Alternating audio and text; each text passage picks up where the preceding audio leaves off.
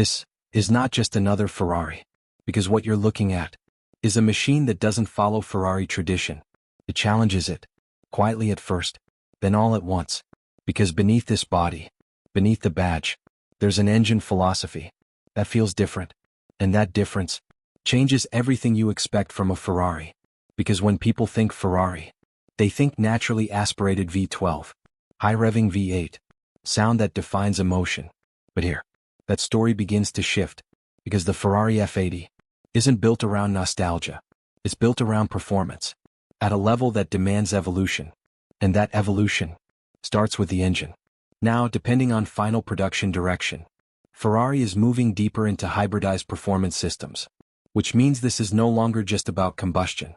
It's about integration, because modern Ferrari engineering isn't replacing the engine, it's amplifying it, and that means smaller displacement, higher efficiency, more pressure, more control, and far more complexity, because at its core, this setup is expected to revolve around a high-performance turbocharged engine, paired with electric assistance, not for efficiency alone, but for response, because turbos, as powerful as they are, always introduce one challenge: delay. That moment between throttle input and actual power delivery, and Ferrari doesn't tolerate delay. So instead of removing turbos, they engineer around them. Electric motors fill that gap. Instant torque, immediate response, which means when you press the throttle, you don't wait, you feel. And that changes the entire driving experience. Because now, power delivery isn't linear in the traditional sense. It's layered. Combustion builds force. Electric torque fills gaps. And software coordinates everything. In real time, thousands of calculations, every second, managing airflow, fuel delivery, boost pressure, thermal load, battery output, and torque distribution, all working together to create something seamless, but also something incredibly complex. And complexity always comes with trade-offs, because while this system delivers insane performance potential, it also introduces heat, a lot of it, because turbocharging increases combustion temperature. Electric systems generate heat under load, and when you combine both, thermal management becomes critical. So Ferrari doesn't just cool the engine, they manage temperature as a system. Multiple cooling loops, dedicated radiators, intercoolers, optimized airflow channels, designed not just for cooling, but for consistency, because peak performance means nothing if it can't be sustained.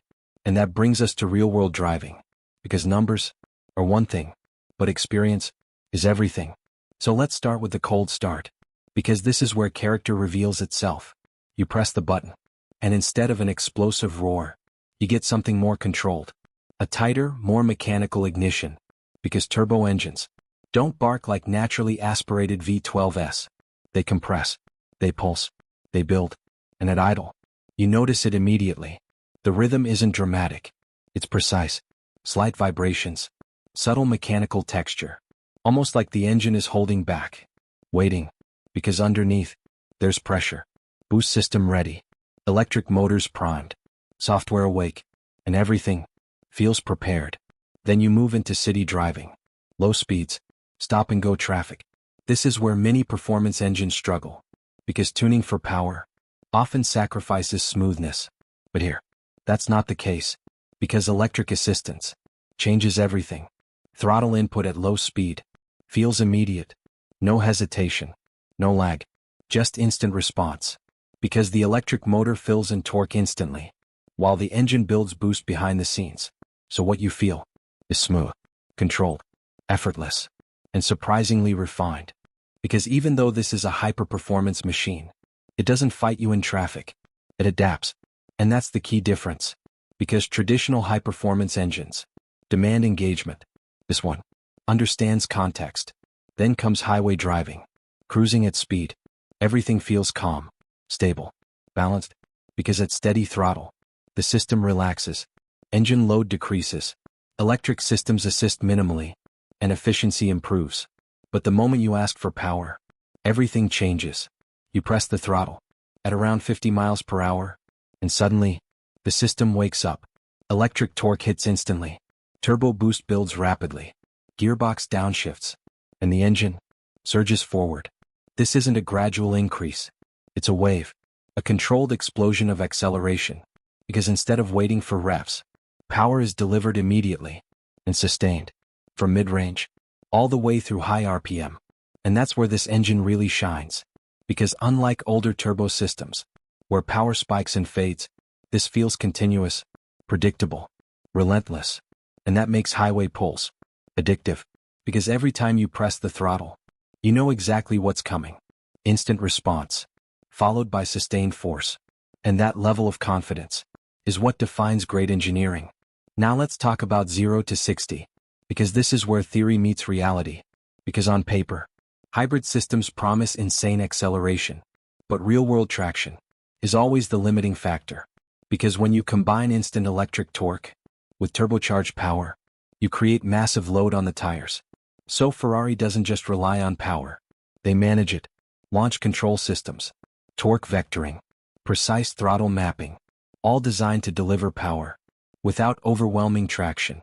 So instead of wheel spin, you get controlled launch, power delivered progressively, grip maintained, and acceleration that feels violent but controlled, because the system doesn't just dump power, it releases it in the most effective way possible.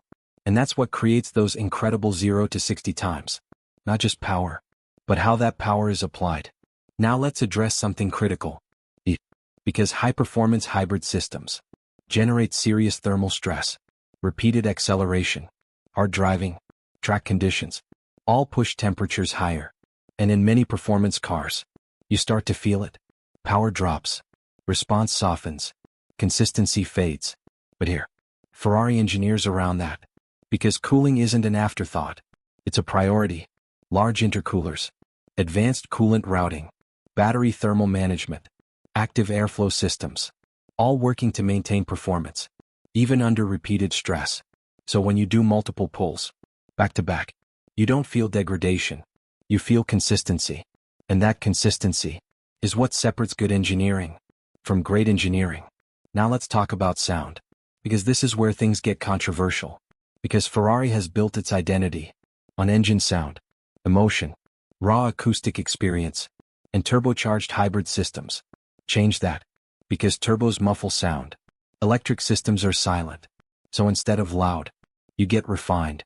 Instead of screaming, you get controlled aggression. The sound becomes deeper, more mechanical, less theatrical, but more intentional. Because what you hear is not just noise, it's function. Air being compressed, boost building, exhaust pulses controlled. And while it's different, it's not worse, it's just evolved. Now let's compare this to rivals. Because in this segment, you're not alone. Cars like the McLaren hybrid platforms focus heavily on lightweight integration, reducing mass, maximizing efficiency, while Lamborghini still leans toward emotional drama, louder engines, more theatrical delivery. But Ferrari sits somewhere in between, balancing precision with emotion, technology with feel. And that balance is what defines this engine, because it doesn't try to be the loudest or the most extreme. It tries to be the most complete. Now let's talk reliability, because this is where things get real. Because complexity always introduces risk.